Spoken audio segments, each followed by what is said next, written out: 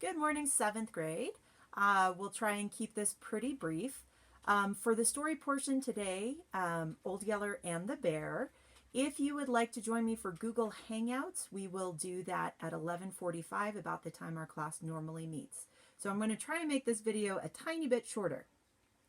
Verse 4, the whole week has been Exodus 15:2. The Lord is my strength and my song. He has become my salvation.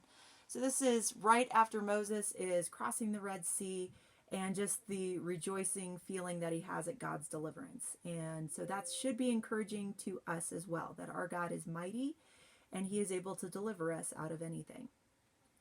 We have been talking story elements, and yesterday we started turning our attention to conflict.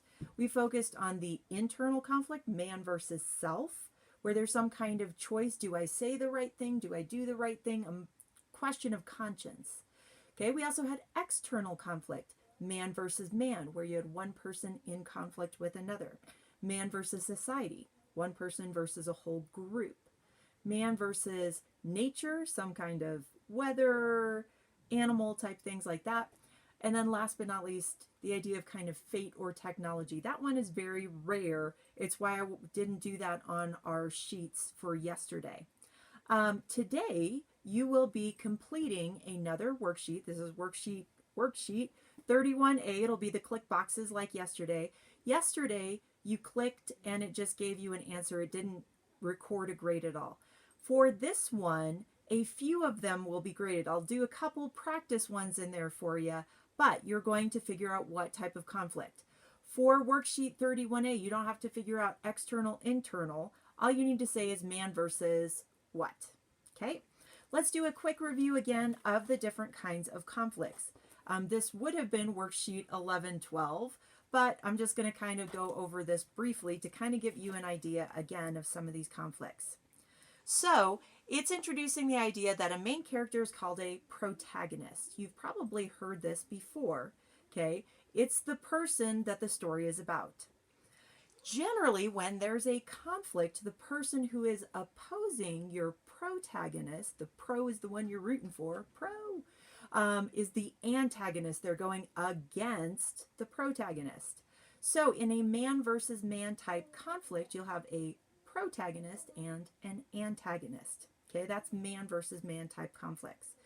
In man versus nature, obviously you don't really have an antagonist unless you're doing kind of a personification where the storm is raging and it's acting like a character.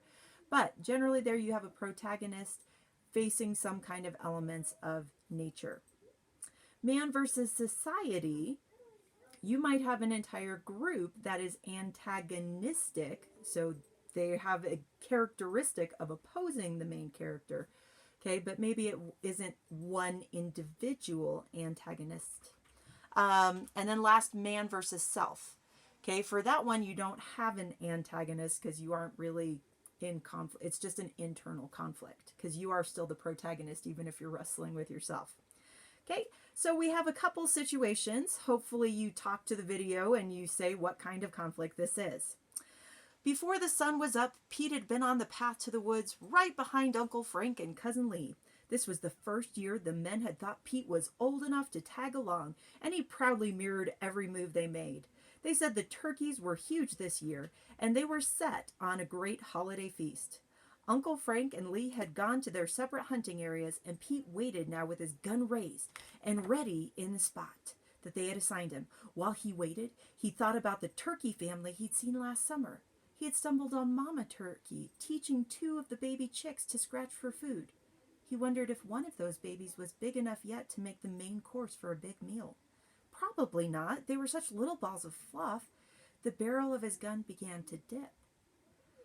He remembered how Mama Turkey had talked to her babies, scolding and praising, just like his mama talked to him. Suppose one of them was big now. Suppose one walked into a clear spot.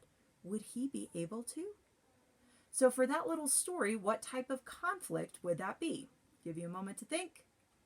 If you said man versus self, you are correct. That's an internal conflict where he's struggling. Should he shoot the turkey if he sees it? Should he not? Because he's feeling compassion for this little turkey. Okay, next we have the thirst. that waked Millie was raw and so intense it had color and sound. She couldn't remember it when it wasn't there, but something was different. What happened? Slowly through the fog of pain, she realized she was no longer tossing on the churning sea, but lying on a sandy beach in the broiling sun. She would open her eyes soon, but for now she'd just lie there and try to realize she was safe at last. Safe? Not without liquid on her parched tongue and throat. None of the small islands in the area had a water source, but there were palm trees. Maybe she could find a coconut tree. How would she get the coconut down? If she got it down, how would she break it open? She would just lie very still and think. When she opened her eyes, maybe she would. Okay, here, what type of conflict do we have? Person versus nature. Here it's the fact she's on an island. It's the sun beating down on her, the dehydration, all of this is causing the conflict. So the protagonist, the main character, is the girl on the beach. Okay, what's opposing her is the island, the sun, all of those kinds of things. Last one. While he waited for Jack's interview to finish, Robbie stepped back and sat on the long bench. The secretary had said he would be next. Would he be able to make it through the interview? He knew he had to prove he deserved the promotion. He saw his reflection in the glass above the panel and tried to force a confident smile. Did that look confident or silly? No matter, he was too nervous to keep the smile. Jack had won every time they had fought since grade school. He remembered all the bruises Jack had embedded on his body and his ego. Not this time, Jack. Not this time, old buddy. He thought about how Jack's face would look when he found out Robbie was the new foreman, and the smile came unbidden. Look out, Jack. It's my turn. The secretary called out his name, and Robbie stood up. Okay, what type of conflict do we have in this last example?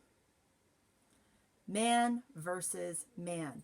So here, this is told from Robbie's point of view. So Robbie is the protagonist, and he's competing against his kind of friend or longtime rival, Jack. Jack would be the antagonist, even though they aren't really seen together in this scene, that's the conflict. They both want the same job. Okay, so worksheet 31 is the click boxes. You're going to complete that. Then you'll read Old Yeller and the Bear, and then you will complete a plot line slide again for that. Please use complete sentences. For the most part, all the ones you did before looked awesome. Okay, the plot line is not due until Monday. This would be homework, so you have all weekend to work on it.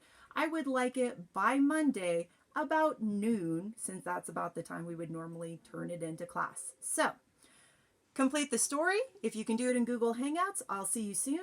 Otherwise, it's due Monday. Have a great one.